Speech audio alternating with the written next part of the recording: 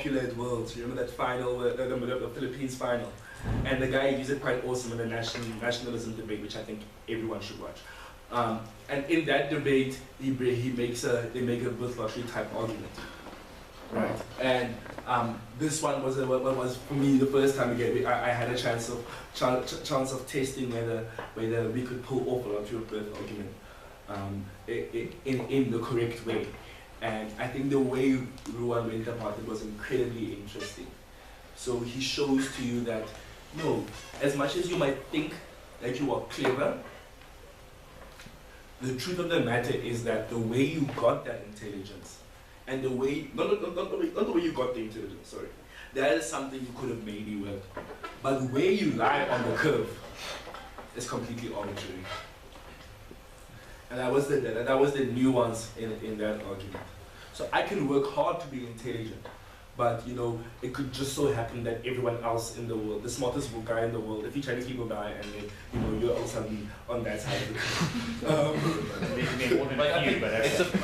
it's about like making talking about like the definite things that had an influence on you being intelligent, like the things you were born with. You need to say it's not just you're born smart or not smart, but like the race in the time you were born and in the region you were born, and all plays into like the intelligence. You're not necessarily maybe just born intelligent or not intelligent, but all the other factors.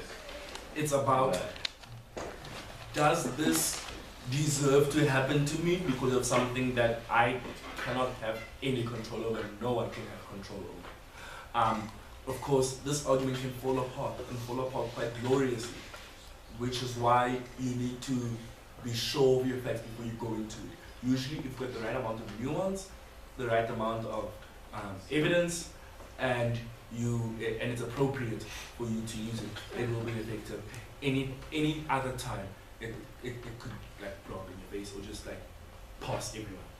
And again, avoid the word lottery and birth when you give the argument, or else you're planting ideas into educators' minds that you don't necessarily want them to have.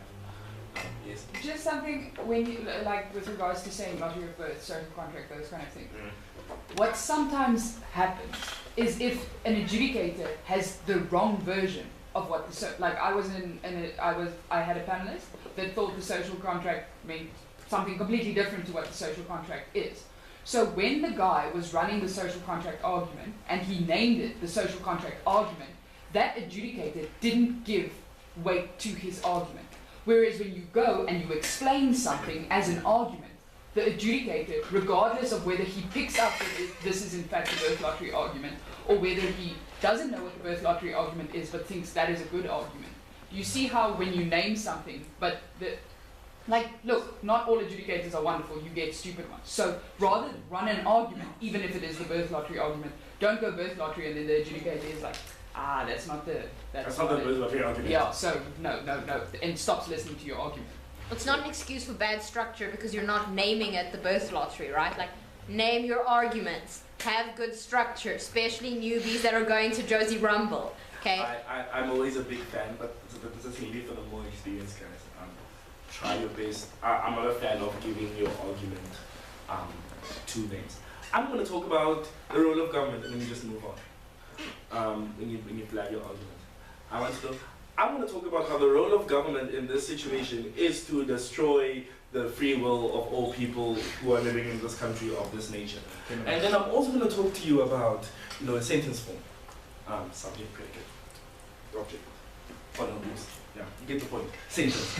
So it's very important. It's very important in that case to remember that the meat you give to your arguments should supersede whatever that argument is, and that whenever anything can possibly detract from your argument, you should actively work to remove it from your speech. That's why we tell people to work on their style, even though style doesn't count. Because if me doing this in the middle of a debate detracts you from listening to what I'm saying, then your matter is suffering. Just remember that. Mad. I was a believer until I was proven otherwise at the World's tournament. But don't remember if I remember the argument quite as well as I want to. So I'm not going to go into too much detail about this. So what do we talk about when we talk about mutually assured destruction, or the loaded gun theory, so to speak, right? We've got two nuclear powers in dichotomies, Billy the Kid type scenario. And let's just say we're in a situation where by the time you shoot that bullet, by the time it hits that person, it's got the last few seconds to shoot it back, you both die. Okay. Right? So it's never advantageous for me to kill you because you've got the same amount of time or ability to kill me. So I kind of have to keep you alive just because killing you puts risk on you that I don't necessarily want to keep in that simplistic way. So for obvious reasons, this is heavily assumption-based, right? I mean, so many assumptions go into constructing a case that can be argued as mutually assured destruction. But luckily, because of the way kind of international relations have been playing out in the past 20 or 30 years, there are a few obvious examples, you understand. The Security Council is the best one. I mean, you've got a clearly polarized Security Council with Russia, China, and the rest. The point is, you won't even want to go into a situation where the West would necessarily want to attack China and Russia, but at the same time, it's kind of advantageous for China and Russia just purely because they want to live longer to keep the West alive. You understand? It's a balance of power. So if they want to purport it as such, a balance of power, what it actually is mutual fear that kind of keeps you going. You understand? So, guys, heavily assumption-based. International relations type motions, people usually kind of gravitate towards loaded gun theory. So I think we were talking about Iran and nuclear power in that semi-final of that same pros, and Yuan and Gumi pushed quite a good loaded gun theory, as they quoted it, type argument. When I tell us more about it, do you remember much of it? Well, it's quite funny because we were sitting in prep and then Johan was like, I don't really know what we should run. Weren't we OG? You guys were OG. Yeah, and then I was like, well, if they have guns and the West has guns and they just point the gun at each other, then, you know, we have peace. Like, that's pretty much what I remember about that speech. But you remember something fundamental that we could always use as a tool.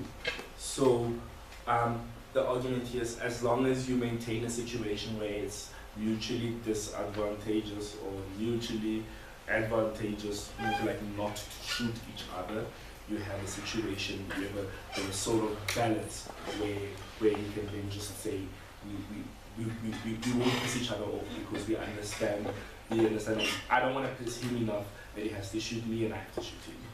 You understand? Because then no one wins. And if this is mutually understood on both sides of that debate, then you've got a very interesting kind of thing. And I think many people characterize world politics and world international relations as such. Again, if you are in a debate where the matter is a bit more complex, make sure you add tons and tons of nuance.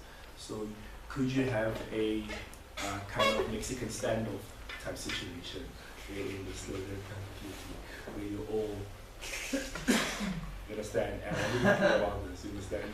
Like, kill and kill. You look like a gangster one. You understand? You understand? The common man day. So it's and the complexities of that. By the way, game theory can pop in here if you feel like doing the effort. Like especially when you guys are practicing debates and you're going home and you're looking back at debates. Try and see if you can look at combos of this. So how would mad look like in a game theoretic world? And then that's a very cool application of it. So here's the example was US Russia, first one. You remember Cuban Missile Crisis and everything that happened around there if you don't read up. The complexity, some of the complexity about the Cuban Missile Crisis, and I call me a conspiracy theorist, but I am still convinced that somewhere in Cuba there is a nuke that is aimed at Washington DC. At the same time, I am convinced that in Israel there's a nuke facing Moscow.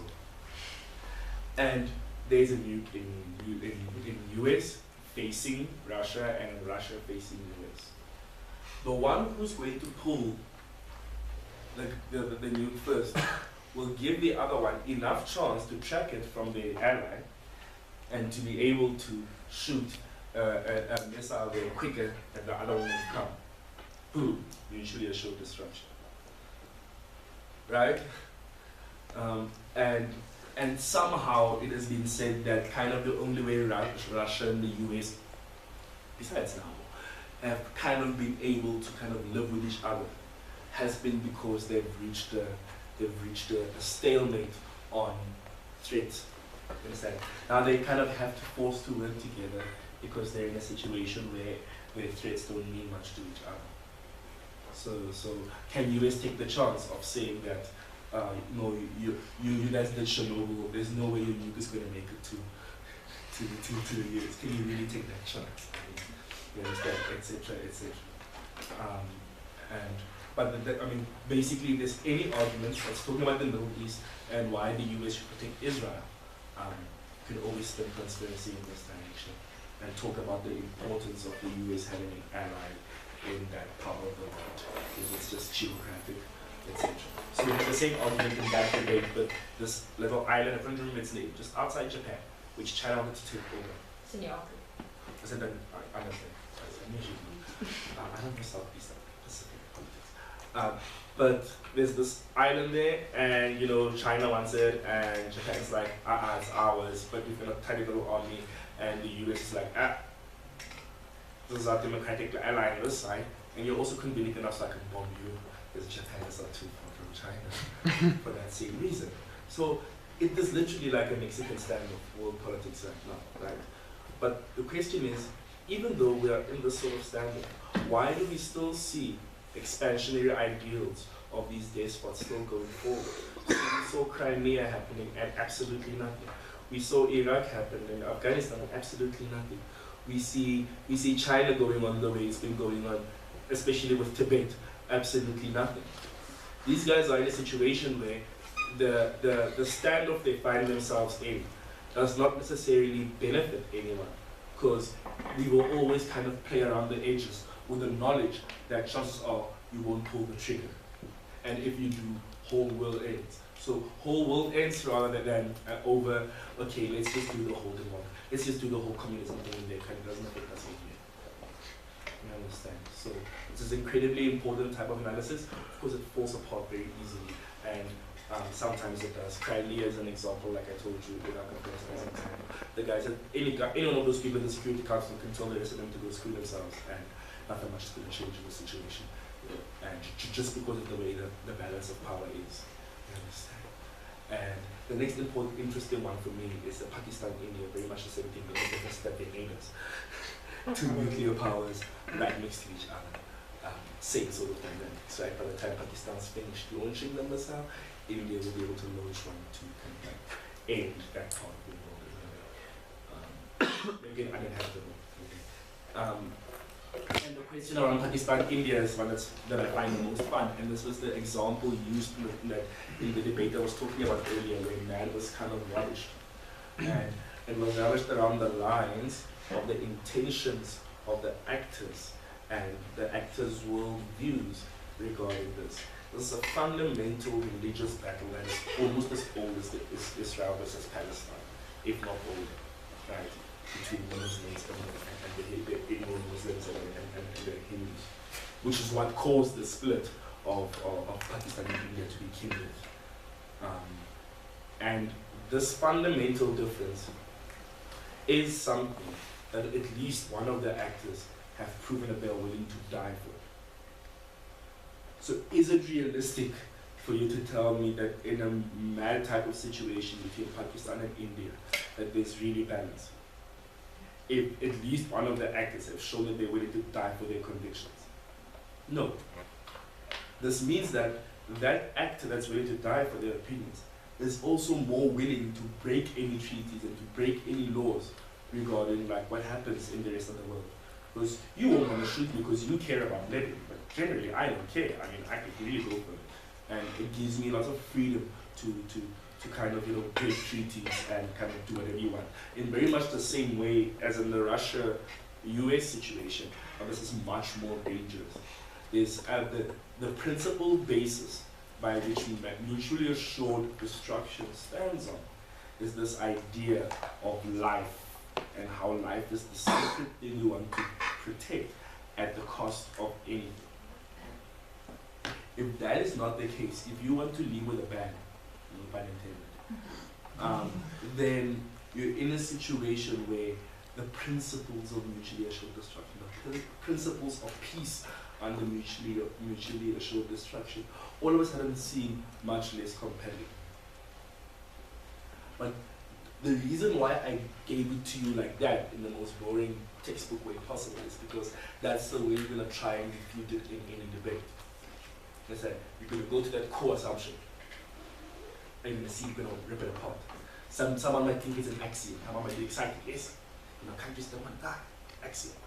No, the one country is run by a despot. Tyrant, a guy who just doesn't give a damn. Why would you think that somehow the people in the country will consent to being bombed? Or to bombing for that matter? And why would you think they would listen to him? I mean, that's the problem with Pakistan in the first place. You understand? And maybe with the type of totalizing power that the leaders have in Islamic states in general. Is that it's someone making the decision for the people and on their behalf without them necessarily consenting to it, which is exactly what social. And at the end of the day, it is incredibly important for you to be able to tear this apart. So if you've got two democratic countries, I think there's definitely a way for you to be able to establish the principles of marriage. But immediately when you're not looking at two democratic countries, it starts looking quite simplistic and quite idiotic. Again, you can make it very compelling with tons of nuance and tons of evidence. But there are very many examples of these types of dichotomies around the world. North and South Korea is the other one. That's so many in my mind. The fact of the matter is there are many of these dichotomies. The only reason we aren't killing each other is because somehow both of our people will be in trouble for this. The fact of the matter is that that's not true at all. And it may be true for that moment. And it may be true only because the evidence tells us it may be true. Coherent is you might assume that it's true, and your evidence might be that it hasn't happened. Therefore, the principle exists. But that's obviously horrible in a situation where you can't prove some sort of equality between the actors. So, mad, awesome argument if it's done in the right context for the right amount of depth. If the discussion is around NATO, I've seen it being done quite well. Because now here you have a country-less body that kind of like walks around on water and like does things to countries they don't agree with. And you've got a power like NATO, or you're talking about private contractors, and you're moving away from things like countries, and it becomes a bit more interesting to argue that. Because when there's financial gain, I think it's much easier to argue the balance when it's in money terms. Like, it's going to be more expensive to me when India bombs me. You understand? Then it kind of eases out some of the difficulty. But again, guys, I'd rather tell you guys to learn how to refute this type of argumentation, especially if you're getting into IR type, international relations type argument. And what would X country do if Y happened? You understand? This is kind of the point where all of these things start mixing together, and it's kind of exciting. So it's not going to be quick. It feels to me like it's a bit divorced from the rest of the matter, but I guess it's up to you guys to decide. I just felt like I had to say it. How many people in a debate, especially even the good ones, like good ones, would always come up and they would say, yes, I'm going to give you a cost-benefit analysis. And what they end up doing is just naming advantages and disadvantages. And they call pros and cons a cost-benefit analysis. I would say the biggest difference I would accrue to this is that it's incredibly important to think about